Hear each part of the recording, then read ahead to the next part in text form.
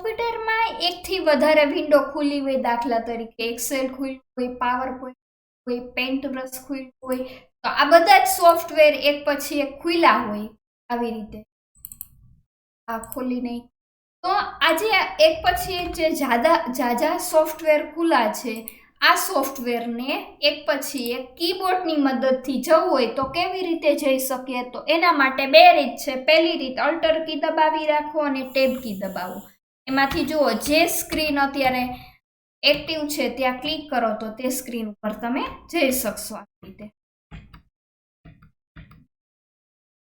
આ પહેલી રીત થઈ અલ્ટર કી સાથે. બીજી રીત છે અલ્ટર કી દબાવો અને એરો કી દબાવો.